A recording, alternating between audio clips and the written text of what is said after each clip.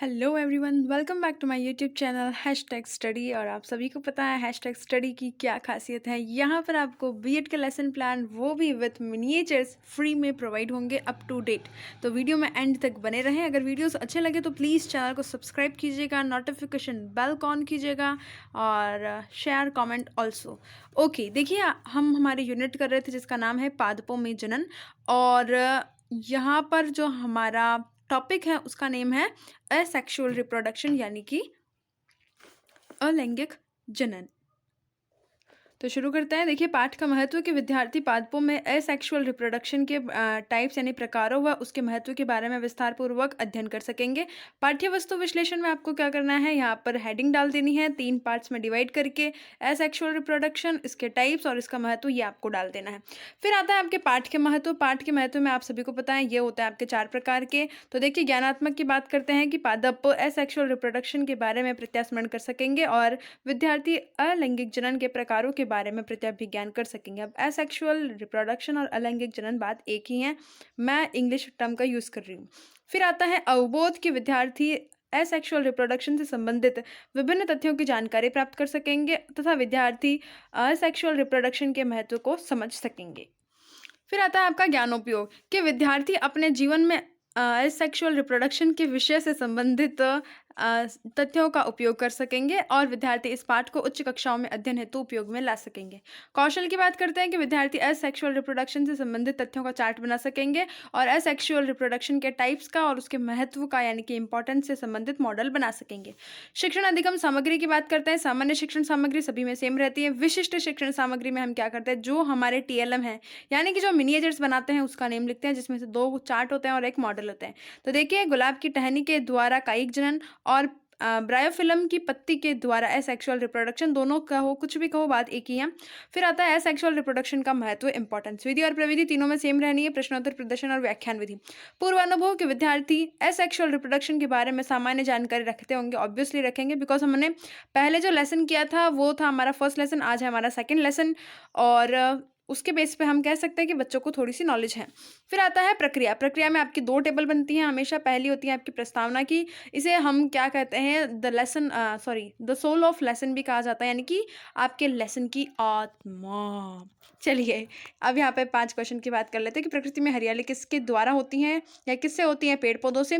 पेड़ पौधों में अपनी जाति के जीवों की संख्या को बढ़ाने के लिए क्या करते हैं, जनन करते हैं, यानी कि रिप्रोडक्शन। रिप्रोडक्शन कितने टाइप्स के होते हैं, 2 टाइप के। दोनों टाइप के नाम बताइए, asexual and sexual and asexual. फिर आता है कि असेक्सुअल रिप्रोडक्शन सेक्सुअल से किस प्रकार से अलग है, आंशिक उत्तर। फिर हम कहते हैं उद्देश्य कथन के विद्यार्थियों, आज हम असेक्सुअल रिप्रोडक्शन के बारे में विस्तार से अध्ययन करेंगे। फिर आता है प्रक्रियात्मक व्यूह रचना, ये होती है आपकी सेकंड वाली टेबल। देखिए, इस टाइप से आपको टेबल बना लेनी है। मेरी डायरी भरने वाली है, सो थोड़ा सा दिक्कत हो रही है, ठीक है। अधिगम बिंदु की बात करते हैं। पहला है आपका असेक्सुअल रिप्रोडक्शन। विकासात्मक प्रश्न की बात करते हैं कि माता पिता से संतति का जन्म होना क्या कहलाएगा। रिप्रोडक्शन किस विधि में बीजों की आवश्यकता नहीं होती असेक्सुअल में। असेक्सुअल रिप्रोडक्शन किसे कहते हैं, ये हो जाता है आपका आंशिक उत्तर।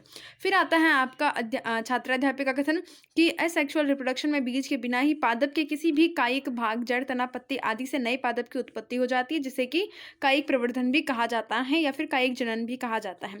जैसे कि उदाहरण की हम बात करते हैं कि गुलाब की टहनी या शाखा को काट करके मिट्टी में दबाने से अनुकूल परिस्थितियों में नया गुलाब का पौधा उग जाता है या फिर बन जाता है। आलू के ऊपर उगी हुई कलिकाओं को आलू के साथ में थोड़ा सा काट कर उगाने से नया पौधा बन जाता है। विद्यार्थी क्रिया की बात करते हैं। विद्यार्थी ध्यानपूर्वक सुनते हैं, समझते हैं तथा अपनी नोटबुक में नोट करते हैं। फिर आता है आपका बोध प्रश्न। देखिए, मिनिएचर्स की भी बात करेंगे, पहले बोध प्रश्न कर लेते हैं कि कायिक भागों के नाम बताइए। जड़, तना, पत्ती और गुलाब की शाखा से नया पौधा बनना जनन की किस विधि या प्रकार में आता ही हो जाता है, असेक्सुअल यानी कि अलैंगिक में। अब बात करते हैं आपके मिनिएचर की। ये देखिए, सबसे पहला मिनिएचर है हमारा ब्लैक वाला, फिर व्हाइट वाला आएगा कि पादप के किसी भी कायिक भाग से नए पौधे का जन्म होना ही कायिक प्रवर्धन या अलैंगिक जनन कहलाता है। इसे हम यहाँ पर लेमिनेट करके फुल पेस्ट हम कर देंगे।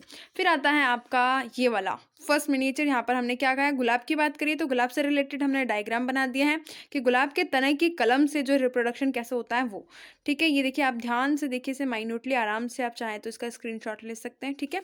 इसे हम यहाँ पर लेमिनेट करके फ्लैप वाला पेस्ट कर देंगे, ओके। फिर आता है सेकंड पॉइंट कि अलैंगिक जनन के प्रकार यानी कि इसके टाइप्स। विकासात्मक प्रश्न कि आलू में किस प्रकार का रिप्रोडक्शन होता है, एसेक्सुअल, और एसेक्सुअल रिप्रोडक्शन किस भाग से होता है आलू में, कि आलू पर उगी हुई कलिकाओं से होता है। फिर आता है कि आलू की कलिकाओं के अतिरिक्त नए पादप का जन्म किन किन भागों से हो सकता है। आंशिक उत्तर। छात्राध्यापिका कथन कि पादपों में एसेक्सुअल रिप्रोडक्शन कई भी भागों से किया जा सकता है, जैसे कि पत्ती से, जड़ से, तने से इत्यादि से। ब्रायोफिलम क्या होता है, उसके अंदर पादप की पत्ती से नए पादप की उत्पत्ति होती है या फिर जन्म होता है, और अदरक व हल्दी आदि को भी हम आलू की तरह मिट्टी में उगा सकते हैं, और इस प्रकार पादप के कई भागों से अलैंगिक जनन यानी कि होता है।